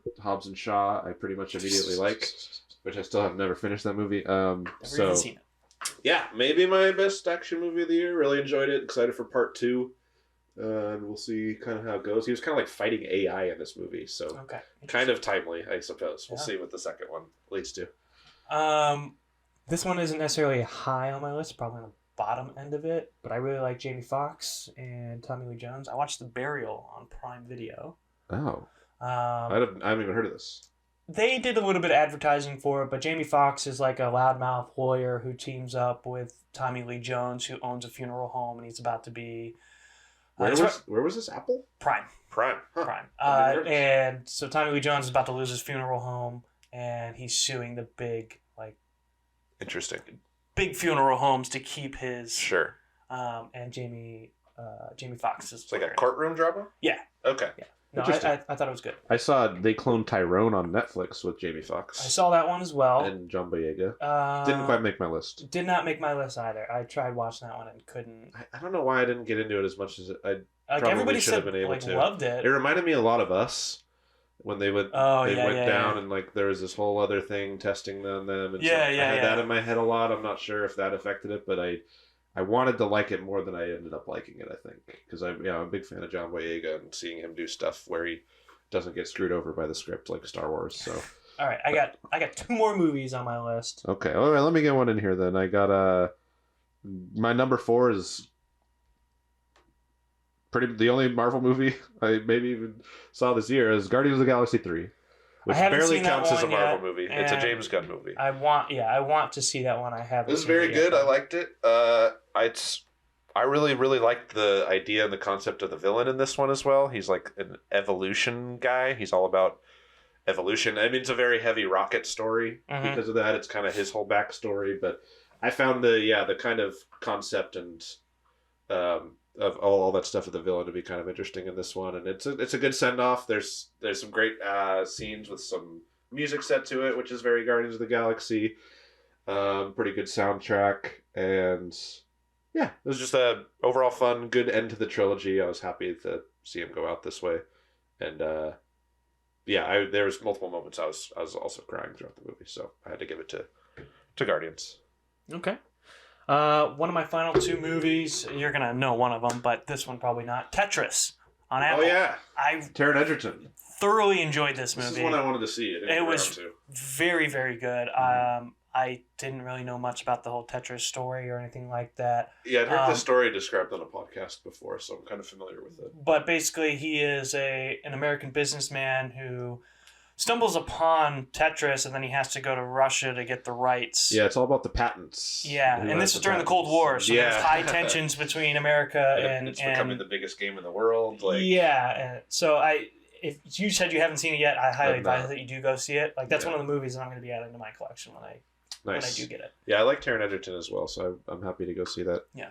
My number 3, the last movie I saw of the year, I just watched this, was Killers of the Flower Moon. Number 3. It's long. 3 hours. It's there's another movie on my list that's about that long too. But yeah, I saw this one at home for the 3 hour length, and it just felt like a kind of a classic Scorsese epic crime story, and set sort of, I think it's like early 1900s. I heard Leo's a bitch. He is. No, it's okay. He's like a pretty dumb asshole in the movie, pretty much throughout. I feel like that's very not Leo-esque. Yeah, I think it's easily the dumbest character he's played. It probably is, at least for a long time. He had a lot of say in the script too. Like he was working with Scorsese. I enjoy it a lot. It's basically it reminds me, some of the bare bones of it reminds me of Goodfellas, and that you're following this guy as he comes back and he's getting into kind of this shady business and how the machinations of how this town works, and then kind of rising up through it, and then there's a whole sequence at the end of kind of dealing with the fallout and the federal government and all that kind of stuff. But the lead performance from I forget the name, I think it's Lily Gladstone, the female in this movie was really great. And yeah, it's just great to actually see another great Scorsese movie, as old as he is, and a lot of it's coming down to, I think he said he's only making like a couple more movies now. Yeah, he's getting up there, so it kind of makes sense. But yeah, I love this movie. There's a lot to talk about with it, obviously, with the whole history of America and that whole kind of thing. And it was great though. And yeah, Leo plays a real asshole and a real dumb person. But it's just very watchable. Who's the head like detective in that one? Or Jesse Plemons shows up. I know he's in it halfway through the movie. I'm thinking of somebody else though. There was like somebody else who's like detective. Robert De Niro. Robert De Niro. There we go. That's what I was thinking of. I don't know what his actual role is. I assumed he was a detective. He's kind of like the evil benefactor who's bringing Leo along, but he plays like the nicest guy to everybody in two-faced public. But and it's like, it's kind of gross. He's like, he's learned the Indian language to talk to all these people, and he's like very involved with them, but he is like directly killing them in order to get their money. So it's like this disgusting thing where he's like very front facing and talking to them. He's like crying. Can't wait to watch. He's like, "Oh, it's such a shame what happened to your sister," and it's like, I did it. Sorry. So it's a complicated, like gross fucking guy, but he's great in it too. So yeah, big fan of it. Top 3 for me. And my movie list was so weak. I watched it and it was immediately immediately shot all the way up there. So yeah. Okay, that's good. One of my last 2, actually, I had one more I had forgotten about. Fifth installment. Indiana Jones, Dial of Destiny. No. Oh, okay. Where is this on your hypothetical list? It's not like my top 2 movie. It's just on my top 10 list. None of these are in order, by the way, for me. I'm just like naming 10 movies that I enjoyed watching this year. I did not enjoy watching Indiana Jones 5. I really didn't. What didn't you like about it? For me, it felt like it went more back to... It played more to the original trilogy, not the most recent movie. I think it's worse than Crystal Skull. Really? I actually do. I thought it was better than Crystal Skull. I actually do, because Crystal Skull still has so much Spielberg flair to it. Oh yeah, he directed it. And even though it's like not good, like the first half is like actually pretty solid. The whole scene with the greasers and the preppy boy guys and then on the bike like that. I think that scene is like probably better than anything in Indiana Jones 5. The category I had it down for was worst movie. Well, yeah, actually. At least the ones that I've seen. Again, I skip a lot of bad movies. So like, even though Indiana Jones for me it was like a 4, maybe a 3 out of 10. Really? But complete waste of Antonio Banderas, in my opinion. Oh yeah, I can agree with you on that one. Not enough of him on that. Very unhappy with that. It was just kind of dull. Like I didn't really. None of the action scenes really stood out at all for me. Except in a bad way. I enjoyed it more because to me, it felt like it played back more to the original trilogy of stuff than the most recent iteration. I will say I enjoyed the MacGuffin of it much more than the alien stuff. Yes. Like that was kind of perfect and made a lot of sense. See, that was the one thing I never really got about the hate for the fourth one. Everyone was like, aliens this and aliens that. I was like, it was the 50s. Everybody was talking about aliens at that time. It is true. It is. It was like that would make sense for the time frame that it is in. It did. It always felt like a bit of a stretch for Indiana Jones. I think was more the issue than anything. Are you talking about the Ark of the Covenant? Well, that's not too far out of the realm for you. I think melting people. That's not too far out of the realm. That's a very How about different a heart realm, taken out of the chest in Temple of Doom? That's not too far out there for you. Mythical, historical stuff I think makes more sense with him than sci-fi stuff. Like it was a bit of a different vibe. I thought that didn't quite work as well. What's the historical context for Temple of Doom? Well. I don't think we can talk about that. I think we'll get to but like they thought there was historical context for that was more the mythical one I was talking about as far as all that kind of stuff. And I don't know. Then Ark of the Covenant and the Ark, or no, not the Ark. Sorry, the Holy Grail is obviously a lot of biblical background there. I liked the thing they were going after in this one. I just didn't. The very end of it, the whole open with him flashbacked as a young guy. Doing stuff that also plays into the original trilogy when he's young Indiana Jones and you find out that he's afraid of snakes. I just kind of kept looking at his waxy fake face. It's hard for me to ever not think about that. Did the de-aging bother you? Yeah, well, I mean, it's just hard for me to ever not. It really did not. Like the thing is, it didn't stick out to me all that much. They didn't do anything with his voice. He sounded like an 85-year-old man with the CGI face of a 40-year-old man. So it felt noticeable to me. I didn't especially really in his movements, like he still looked. Like old, like he's so 80 something years old and he's been in like 10 plane crashes. It's a similar thing with like the Irishman. It's like you can make their faces have less wrinkles, but it's still Robert De Niro hobbling around out there. Because a lot of it was pretty dark, like lighting dark. Yeah. I didn't think it was as noticeable as some people were like, "Oh my god, this is terrible," and like you can't do that. And I thought it looked pretty good. To me, it's just like in the back of my head, I'm always thinking. You notice. I'm always just keying in and being like, "How good does it look?" And that makes it hard for me to kind of fall into the movie. Well, I enjoyed it, but that's just me. Again, this is just my personal. And I love Mads Mikkelsen too. He keeps getting shafted in these big movies trying to be a villain. So I was a little annoyed because in the flashback, he's chasing him on the train. He nearly gets decapitated and knocked off the train. And then he shows up again. He doesn't even have like a scar or anything. He's totally fine.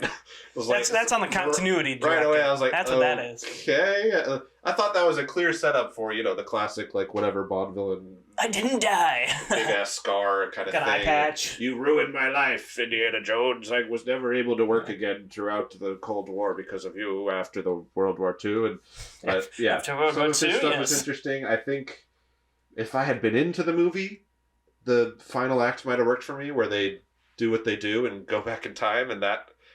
Spoilers, bro! If I'm spoiling Indiana Jones 5. It's fine.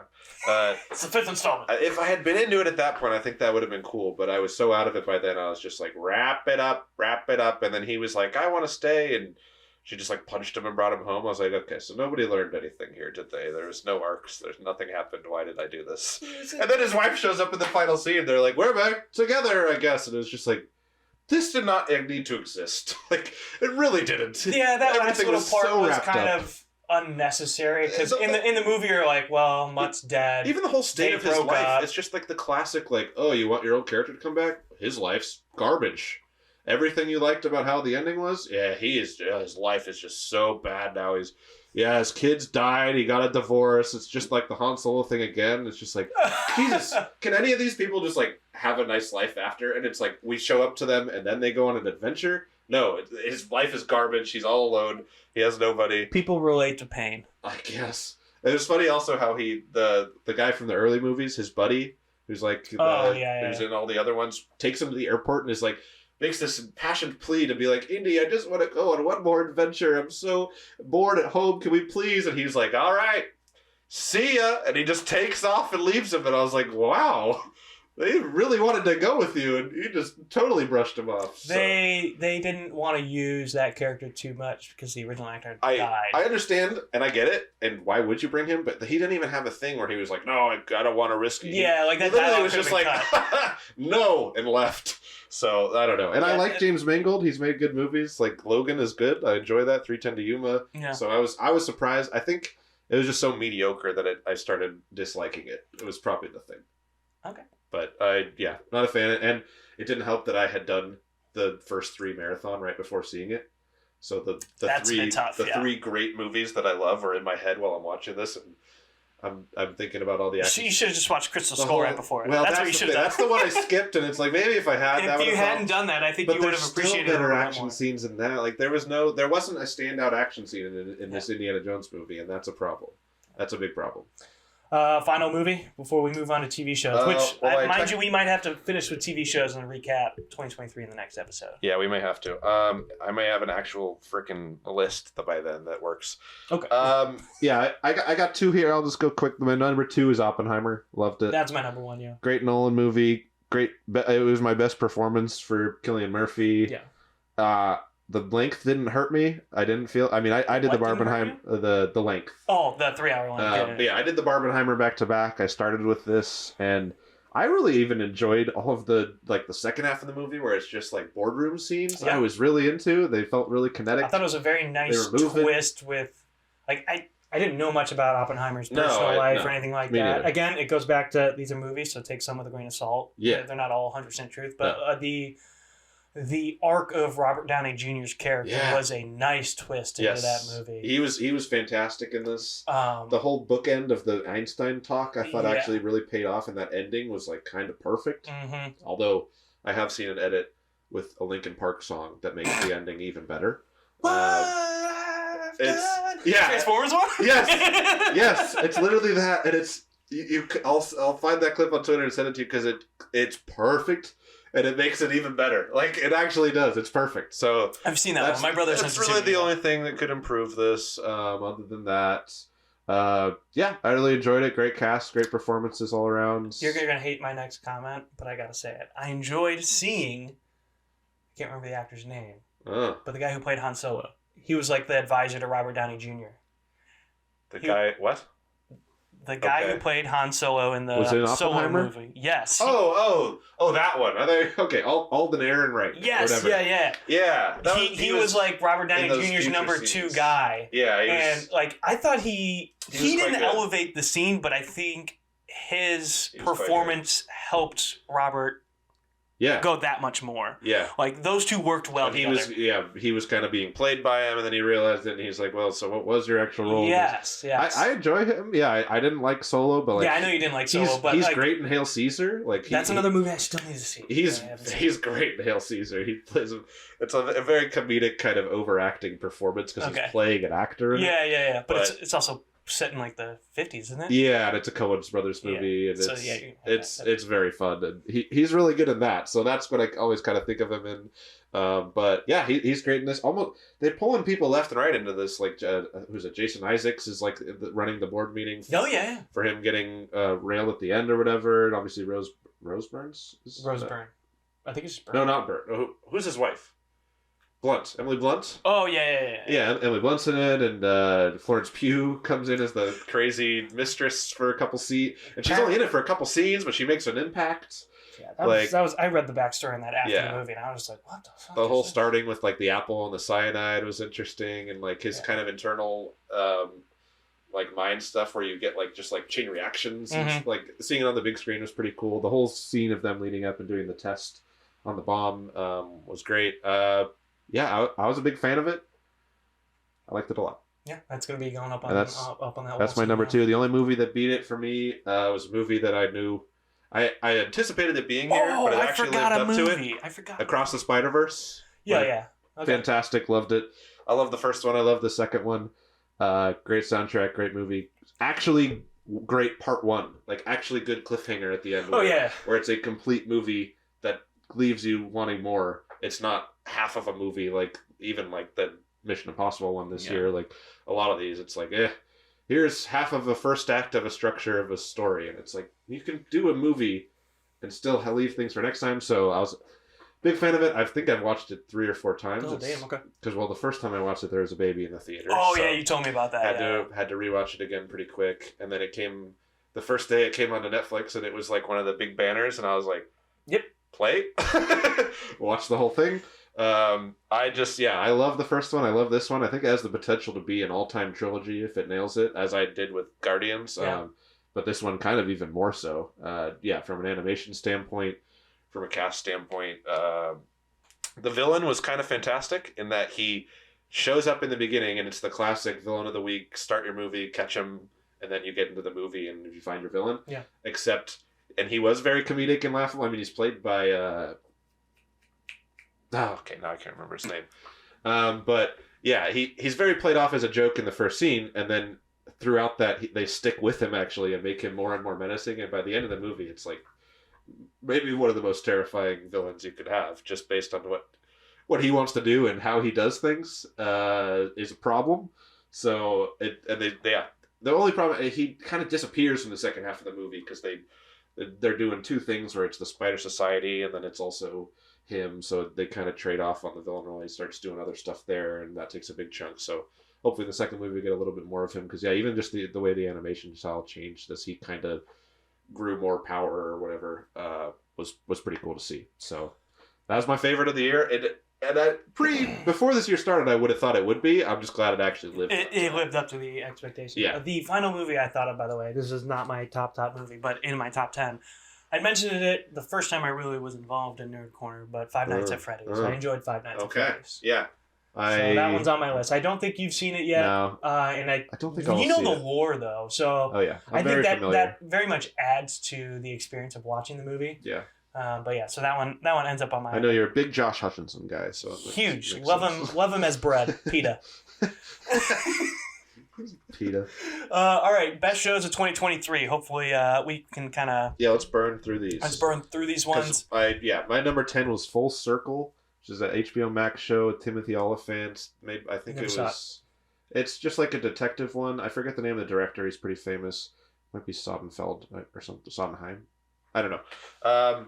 It's just like a mistaken identity kidnapping show where these people set up a thing and they're going to kidnap this kid from this rich couple, and then they kidnap the wrong kid, and it kind of spirals from there. And there's a lot of backstory and betrayals and blah blah blah. But yeah, Timothy Olyphant's great in it, and what's her name? Claire Danes from Homeland, which I never saw. She's in this. She's good. Dennis Quaid is in it. He's good. There's a lot, and then there's a lot of new face actors who I thought did well, but I don't know. It was good, pretty enjoyable. That's my number 10. Okay. These again are in no particular order for me. These are just 10 of my shows that I enjoyed watching this year. First one I'm going to start out with, just because it has multiple seasons. The only one on my list that has multiple seasons so far. Everything else came out this year. That was the first for Full Circle. Yeah. Yeah. Probably the last two. It's done. It was just like a mini series, like a limited series thing. The Bear. Yeah.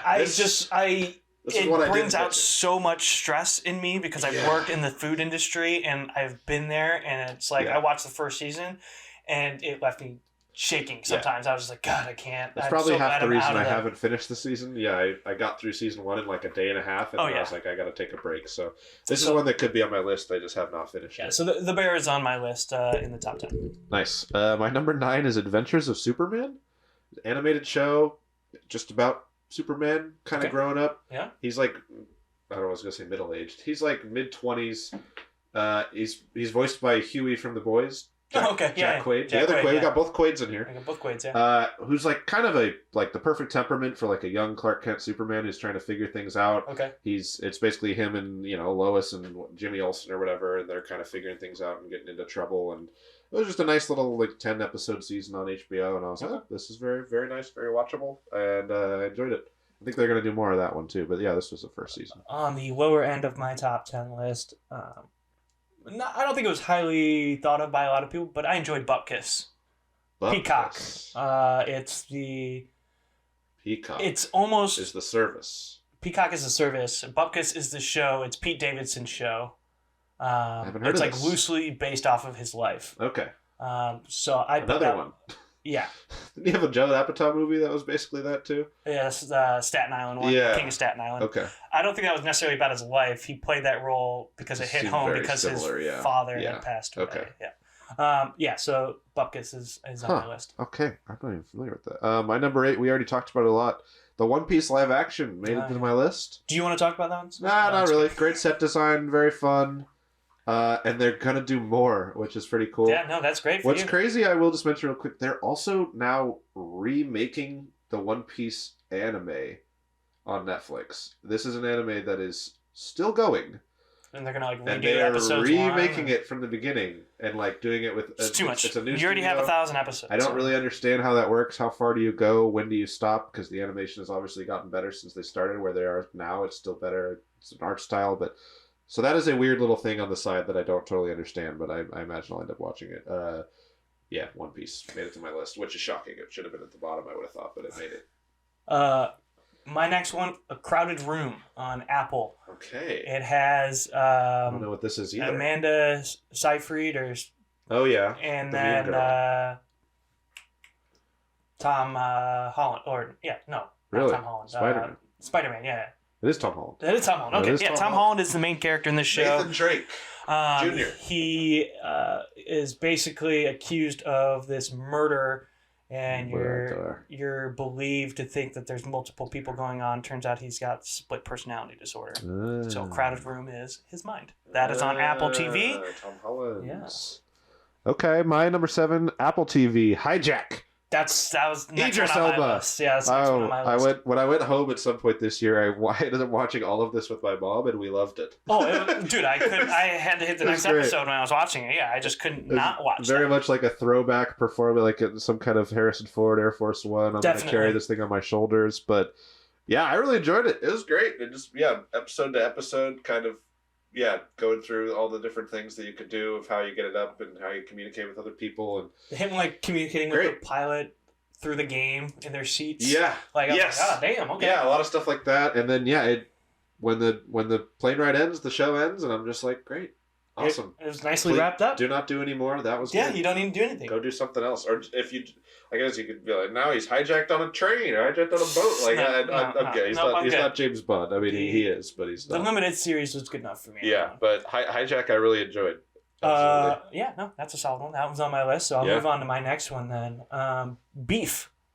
Also on my list. Yeah. Let's wait to talk about it. Yeah. When we get to it on mine, we can kind of... Okay. Then, it's a little higher. Well, I can talk about what I know we both have probably is Jury Duty is my number 6. Yeah, Jury Duty is definitely up there. It was higher on my list at some different points. That was a show I thought had no right being as good as it was. This when I had all my categories in here, this was my most surprising.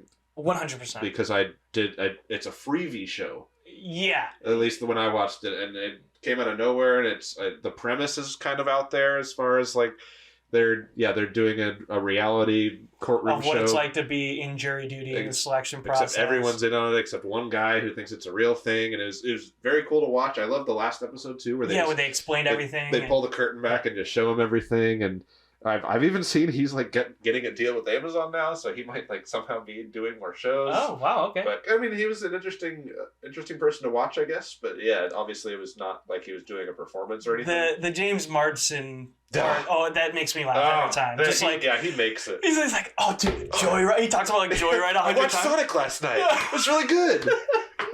So funny. The giant poop or whatever in the hotel and all the crazy stunts. One of my favorites was the weird invention guy and the seat. The crutches that were seats. He made, and he was like encouraging him to be an inventor, and he brought it in, and there's a whole thing, and he's like in the jury box with the stupid things, and he can't get him. Can't sit down. And the funniest bit too is when he talks to him afterwards, and he's like, "So you're not an inventor or anything? I really thought you. I really was trying to encourage." He's like, "No." Yeah, at the very end when they're breaking everything. Jury duty, absolutely great. Crazy concept, and can't believe it worked. But yeah, it's up there. Another one for me, Love and Death on Max. What was that? It's who plays Scarlet Witch. That's one of the Olsens. Oh, Caitlin Olsen. Elizabeth Olsen. Elizabeth Olsen is the main character along with Jesse Plemons. They have an affair together. Is the affair one, yeah. Yeah, and then something happens. Well, it's not a spoiler because it's technically a true story. She kills Jesse Plemons' wife. And then they take you through the trial and all that other stuff. Okay. But I thought it was it was a strange way that they set it all up, but like the first episode and everything. But overall, solid show. Really enjoyed it. Awesome. Yeah, my 5 is something I've talked before about, is the Castlevania Nocturne. Yep, I remember that. Yep. Yeah, great animation, great setup for future seasons. Got me teary-eyed a couple times. Yeah, I've talked about it a lot already, though. Next for me, Poker Face on Peacock. Oh, yeah. Did you ever see this or no? I did not, but I know of this at least. This show... Is the Columbo show, basically. Yeah, so basically you follow this one woman around, but she constantly gets into these bizarre scenarios where she's dealing with death and other things, but each episode is something different, and like the first part of the episode, you're like, how the hell is this even with the show? And then the second half, you're just like, oh, okay. But all of it loops back together. Like I thought it was really fun, and I enjoy the actress who plays the main character. I almost was gonna say her name, but then I didn't it's remember. But it's the lady from Natasha Lyonne. Yeah, she was in. She's in like American Pie. Orange is the New Black. Orange is the New Black. She got big, and then what was that like time travel show on Netflix she had for a sec? Oh, I don't know about a time travel show. Detroit Rock City? No. It's like a Groundhog Day show. No idea. I forget the name of it. I watched the first season, not the second. But that's fine. She's a very fun performer. Yeah. So that one was called Poker Face. Nice. Yeah, my number 4 is a final season. Barry. Final season. Yeah. It's a lot. Totally, it's pretty crazy where it ended up from where it started. Definitely. Some of the stuff they pulled, but I think they did a pretty damn good job at ending it. Even with the entire epilogue of like kind of fitting all this stuff back into like a Hollywood story, and his kid watching the movie about Barry at the end, like kind of really fit well into this whole thing. But yeah, a lot of weird ass shit. Watching Barry and her try to raise this kid, all this crazy shit that they do. When he's showing him. He realizes he has that interest in baseball, so he shows him like constant videos of kids being like really maimed and stuff by baseball injuries. Was just ridiculous. Some of the stuff he says to him is like very all over the place. He's just like watching YouTube and learning stuff, like listening to all these crazy podcasts by these devout Christians, or he's just trying to find one that'll tell him you're not a bad guy and what you're doing is okay. Like, oh my gosh.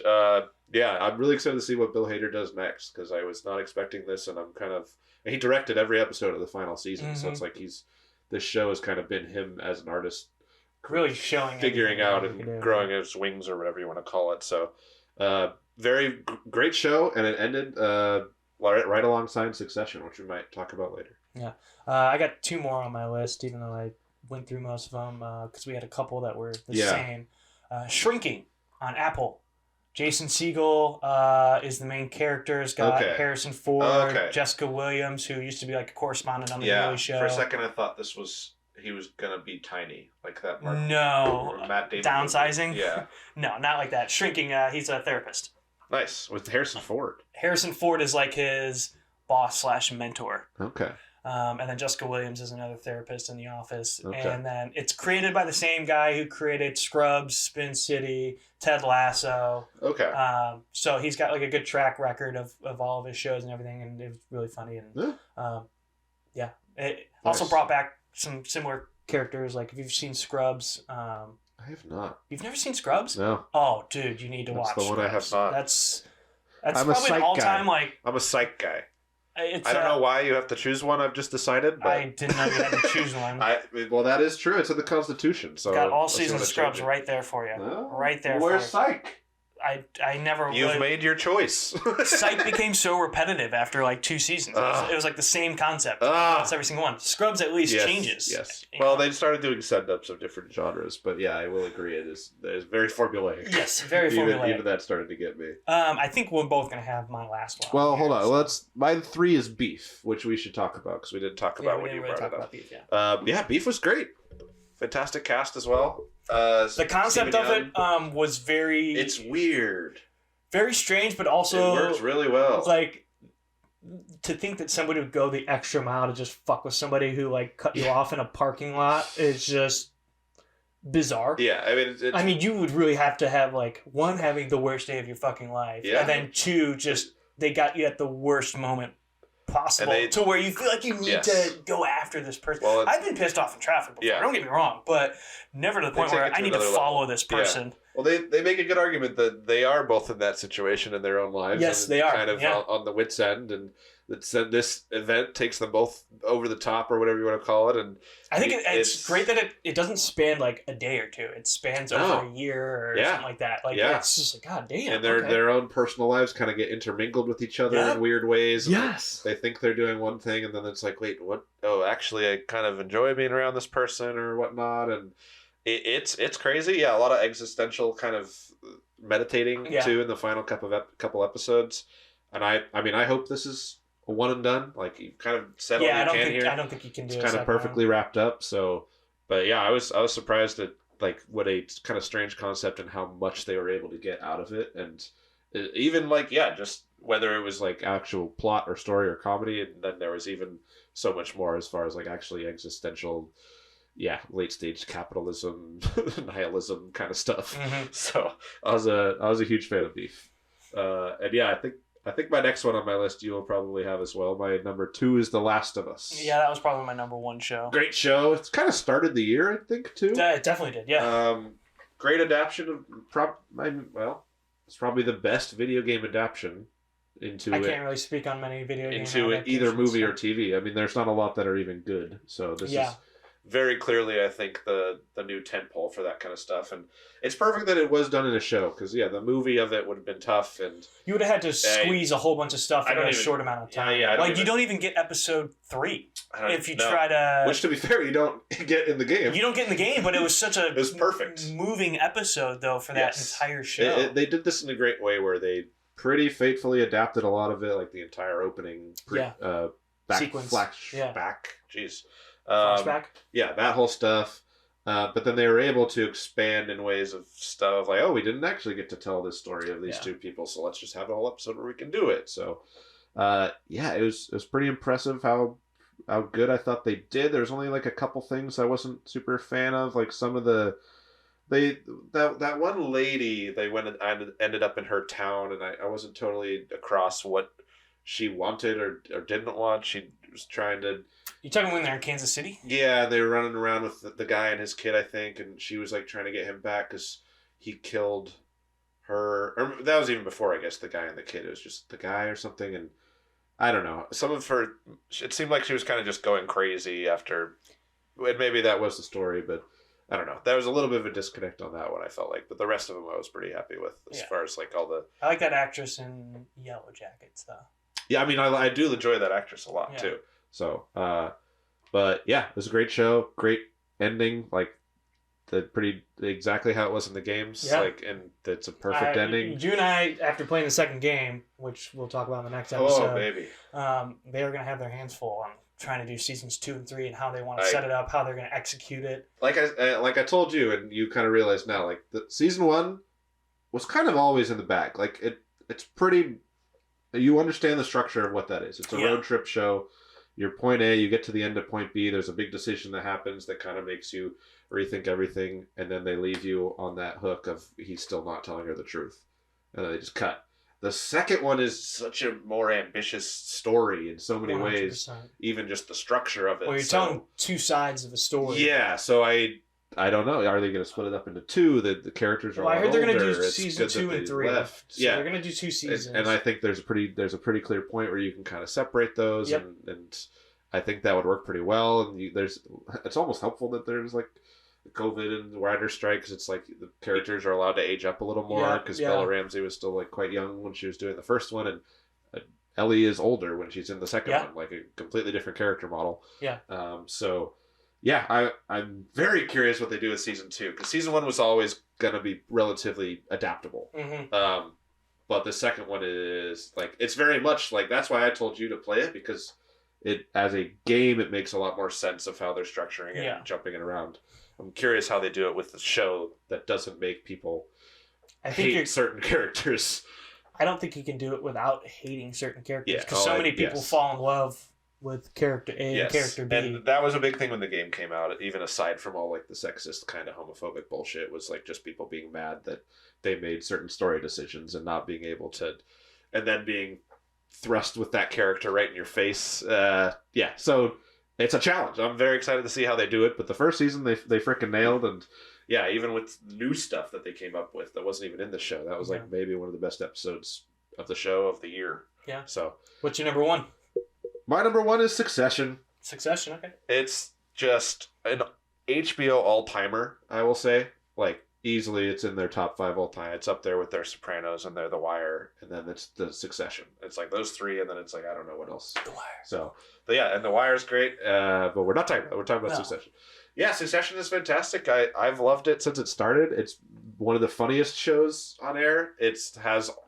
But specifically this season has, like, most of the best performances I've ever seen in my life, I will say. Like, all time. Like, the performances in this show are bonkers, and they've been living with these characters for 3-4 years now, and now it's all kind of culminating in these emotional moments, and there's just, like, some really... there's just crazy stuff that these actors are doing. I can't even... Oh, my God. But, yeah, the main 3 are just insane, between Jeremy Strong and... Kieran Culkin, I think her name is, and I forget Shiv's. Kieran is the guy. Yeah, well, yes, but I forget the girl's name. Shiv is the. I always just I don't know what her. She's. But they're Australian or something. They're all fantastic in the show, and Brian Cox is obviously fantastic. They make an early season story decision that is kind of perfect in hindsight, but like completely surprises you in the moment.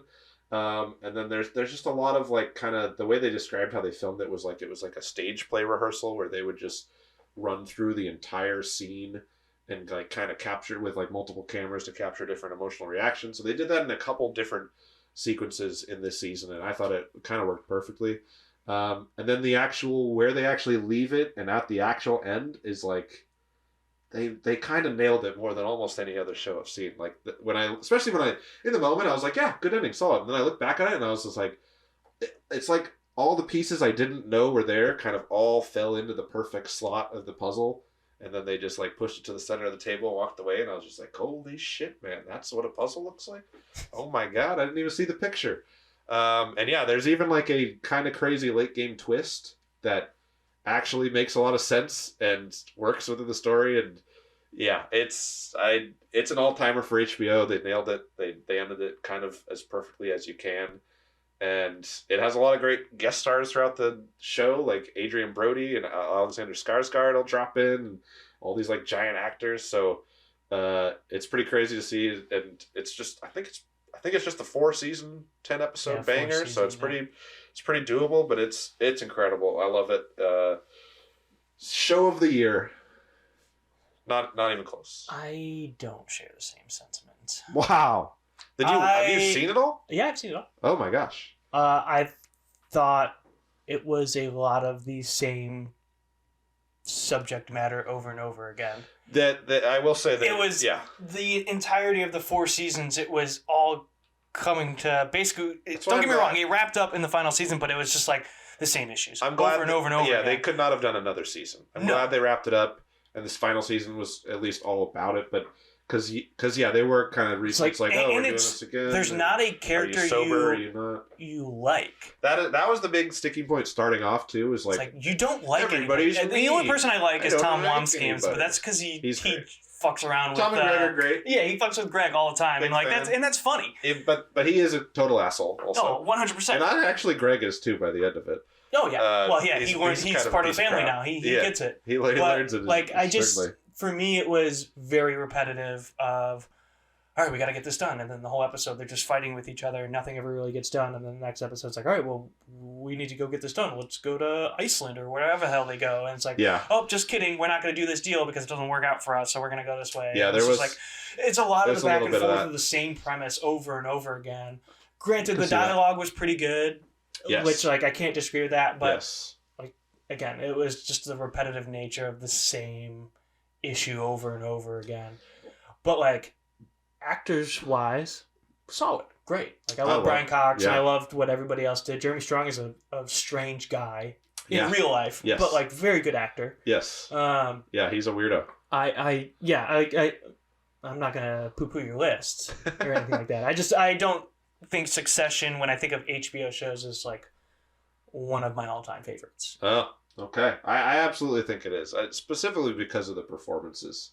Like this, I felt like this show allowed and got more out of their actors than I feel like a lot of other shows do. And yeah, I guess I could see there are some repetitive season storylines. It is business, so it's like, it's always going to be... But it's like, there's never any real resolution to it. It's just like, it didn't happen this week. Guess we'll go at it again next week. Yeah, there was a bit, especially between season 2 and season 3, where it was like, we're doing this. It's like it's either the kids fighting the dad or him with his drug problems, and then it's like, we're doing this, we're doing that, and it was a little bit repetitive. That's why I liked the final season. That big bomb drops with Brian Cox early on, and then it kind of changes the landscape for everything. The one, when I think about the final season, the one scene that really sticks out to me is when Tom and Shiv are on the balcony at the park. Yeah. Those two that's one of those scenes I'm thinking spewing about. fire at each other. First of all, both of them are crazy British. Yes. Or like Shiv is Australian or something like that. But they're both have accents, and both of them are just spot on. I know. That's It's like Tom sounds like the most Midwestern guy ever, and he's actually, I'm making this up. I don't know where he's from, but he's from London. It's just like, okay, goddamn, how do you do that? I know, you hear him talking behind the scenes, and I was like, what the fuck? Oh, wow. I didn't realize it. Yeah, so maybe I am even blinded a little bit by how insane some of the performances are, but yeah, I find it a hilarious show, and there's a lot of critiques, obviously, on the upper echelon and that kind of shit. But yeah, there's some repetitiveness to it. I think it ended when it needed to. Yeah. And this is specifically the final season anyways. Yeah. Which I think is probably as strong as it's been since season 1.